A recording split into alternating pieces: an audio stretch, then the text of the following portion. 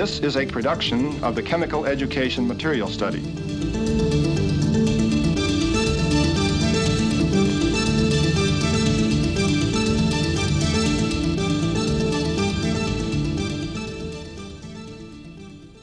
This is oil, the way it comes out of the ground. Most of it is used in fuels, but chemists take oil like this and change its chemical composition to make thousands of new organic compounds. The preparation of a new chemical compound from an existing compound is called synthesis. Professor Geisman will carry out a typical synthetic operation. He will transform 2-butanol, an alcohol, into a solvent used, for example, to clean computer disks, called 2-butanone, a ketone. The key reaction in this synthesis is the oxidation of an alcohol functional group into a carbonyl group. The carbon skeleton remains the same. Only the functional group changes. To accomplish this change, we use an acid solution of sodium dichromate. In the reaction, the orange dichromate ion will be reduced to dark green tripositive chromic ion. The reagents will be mixed together in this reaction flask, where the alcohol will be oxidized to the ketone. This is the synthesis. Purification of the ketone will be done with this distillation equipment. The identification of the product ketone will be confirmed by infrared spectroscopy and by nuclear magnetic resonance spectroscopy. Synthesis, purification, identification, key steps in making any new organic compound.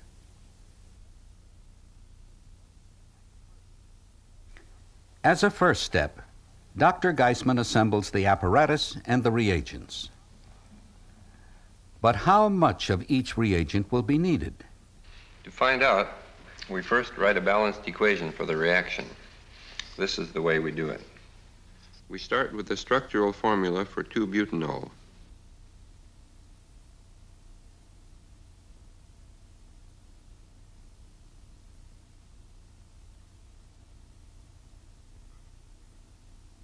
The products of the oxidation are the ketone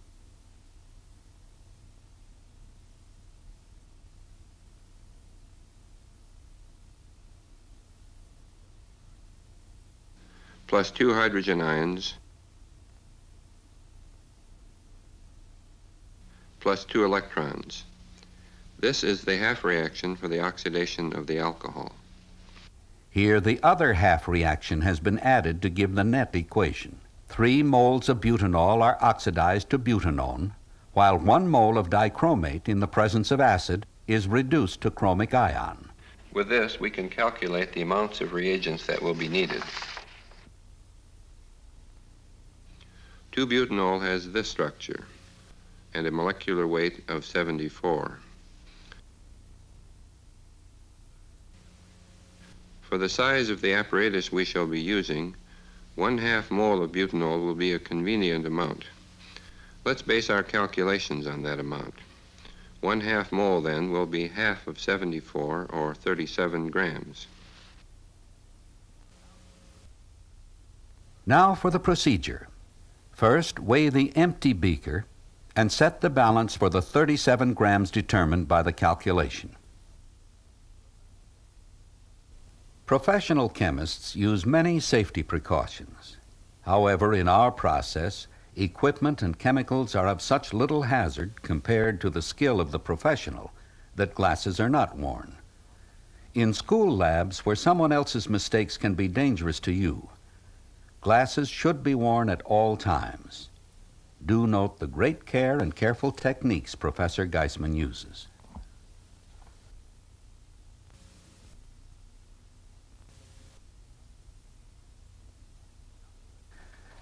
Next, calculate the amount of sodium dichromate that will be needed.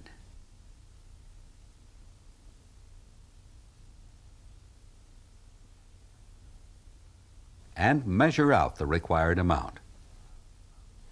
Then measure out the amount of sulfuric acid required by the equation as the source of hydrogen ion.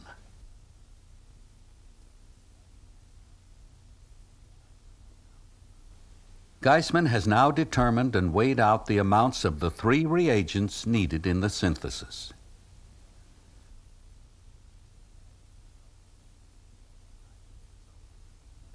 Dilute the sulfuric acid with water. This must be done carefully by pouring the acid into the water while stirring constantly. Note that the heat of reaction vaporizes water, which condenses on the side of the beaker. To the sulfuric acid and water, add the sodium dichromate. This gives an aqueous acidic solution of the oxidizing agent ready to be used in the reaction.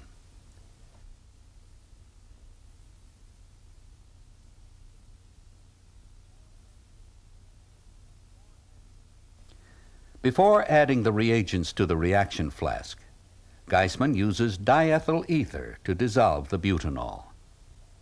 The amount of ether added to the butanol is not critical because ether is not consumed in the reaction. Rather, the ether dilutes the reaction mixture so that the rate of reaction can be more readily controlled.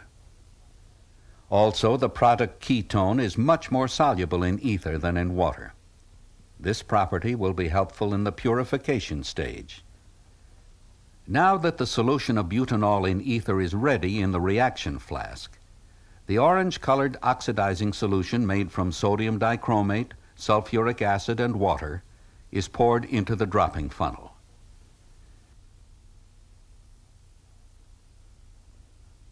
Ether and water do not dissolve appreciably in one another, so a mechanical stirrer is used to ensure that the two solutions will mix well enough for the reaction to take place. Add the dichromate solution to the flask at a controlled rate. The oxidation begins, releasing heat. The heat is absorbed by the water bath around the reaction flask. As the reaction proceeds, the color changes from the orange dichromate ion to the green chromic ion. The flask now contains the ketone product, plus some inorganic materials and the solvents. The actual synthesis is now complete. How is the ketone purified from this reaction mixture? The first step in the purification of the 2-butanone is to place the reaction mixture in a separatory funnel. The ether and substances soluble in it gather in an upper layer. This is hard to see now, but will become more visible as the purification continues. The water and substances soluble in it, including most of the inorganic material and a small amount of the product ketone, settle into a lower layer. When this aqueous layer has completely settled, it can be drawn off. The last of the aqueous layer is coming out. There. Most of the desired product ketone is in this remaining ether solution. Set it aside for now.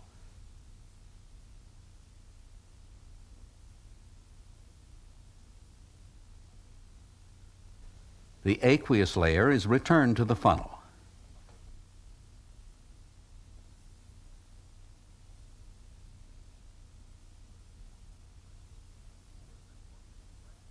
A further portion of fresh ether is added to extract any ketone still dissolved in the water, as the ketone is much more soluble in ether than in water. The ether again forms a layer on top of the aqueous layer. The ketone moves readily from water to ether, as shaking provides a large surface area. Open the stopcock from time to time to relieve the pressure due to vaporizing ether. Again, allow the layers to separate and draw off the aqueous layer. Several such extractions with fresh ether remove virtually all the ketone from the aqueous layer, which is discarded. All the ether extracts now go back into the separatory funnel. The synthesized ketone is in the ether solution. This solution contains the desired product, 2-butanone, ether, traces of the sulfuric acid, and some of the inorganic materials used in the synthesis. Now, continue the purification. First, neutralize the traces of sulfuric acid with an aqueous solution of sodium hydrogen carbonate. The bicarbonate reacts with the sulfuric acid to form a gas, carbon dioxide, which is allowed to escape. As before, the aqueous layer will be drawn off after it is settled. Then add distilled water. Repeat these washings to remove all traces of inorganic ions, ending up with this nearly clear liquid above the aqueous layer. Draw off the final water wash. The remaining ether solution contains some traces of water from the washing operations, as shown by the slight cloudiness.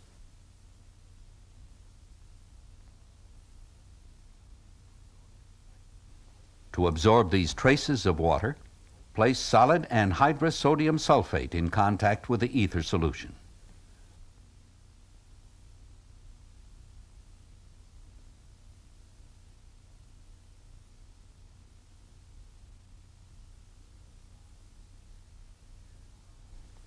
A clear, dry ether solution of the ketone product remains. Now the ketone will be separated and purified by distillation. Remove the solid drying agent from the ether solution by filtering the solution into a distillation flask.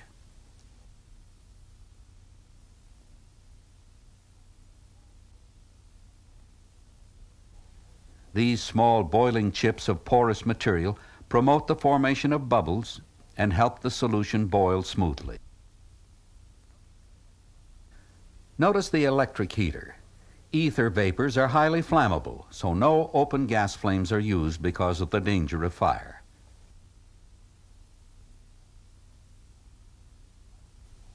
The solution does not take long to boil.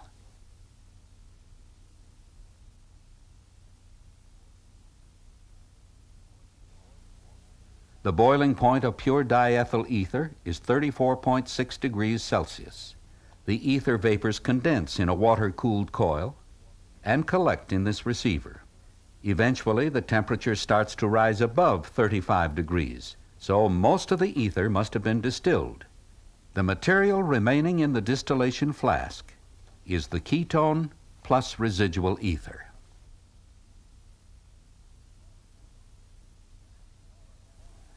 This smaller apparatus will minimize loss of material during a second and final distillation.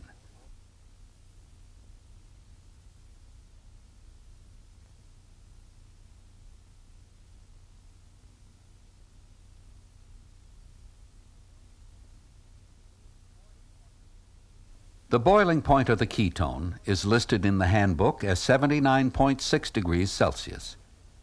However, when the temperature nears 35 degrees, the first material coming off is the residual ether.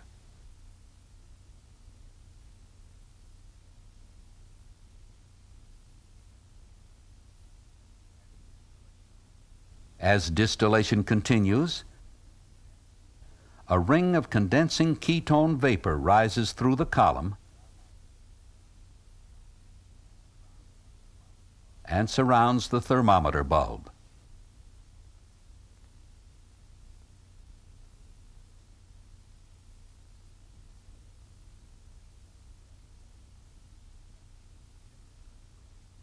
The temperature increases rapidly.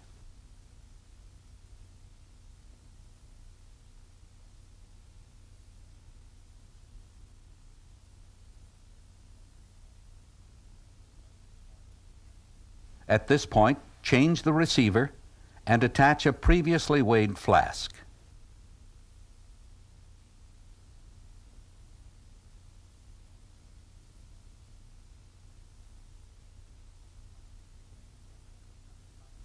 The temperature becomes constant just below 80 degrees. This indicates that the purified ketone is distilling and collecting in the receiver. The second stage, purification, is now complete. The flask is weighed to determine how much ketone has been obtained in the synthesis. The actual yield of our ketone is 30 grams. What is the maximum amount of ketone we can obtain starting with 37 grams of the alcohol? Let's see. The oxidation of 1 mole of alcohol, 74 grams, will yield 1 mole of ketone, 72 grams. Therefore, 37 grams of alcohol could have given a maximum of 36 grams of ketone. The amount of ketone we actually obtained was 30 grams. The result of a preparative experiment is usually reported as a percentage yield. The 30 grams divided by the theoretical yield of 36 grams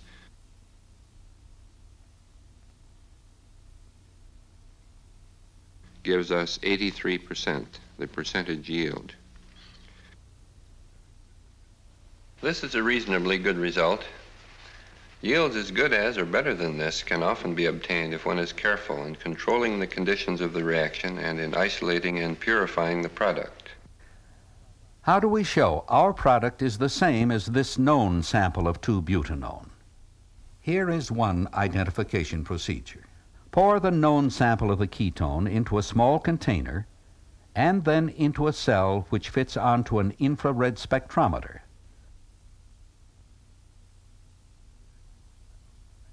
This instrument measures the infrared absorption spectrum of the sample.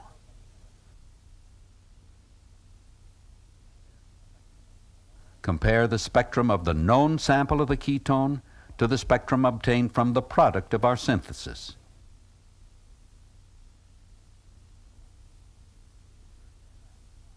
The curves match, so the two materials are the same, and the synthesized product is identified. Nuclear magnetic resonance spectroscopy, called NMR, is another way to identify a compound. The newly synthesized material is placed in a magnetic field. NMR is especially useful when a previous sample of the product is not available for direct comparison.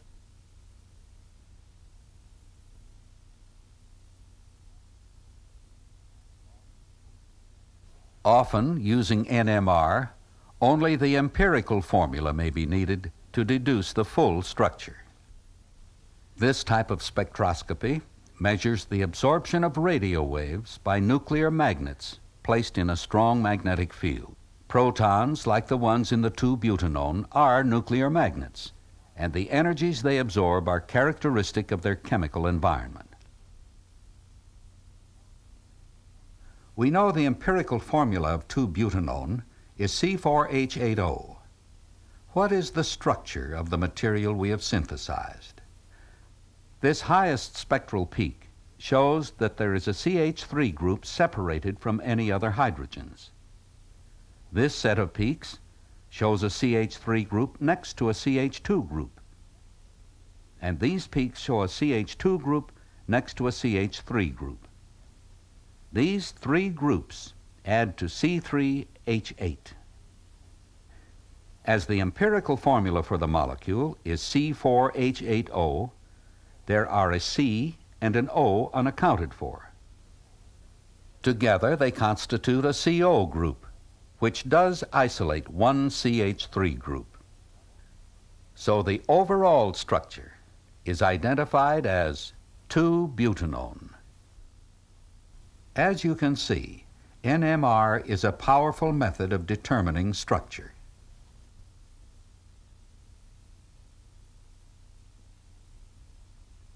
These are the key steps in creating new compounds for scientific study and for practical application. Almost everything you buy, colas, burgers, calculators, plastics, medicines, cosmetics, clothing, and many other things result from the processes of synthesis, purification, and identification.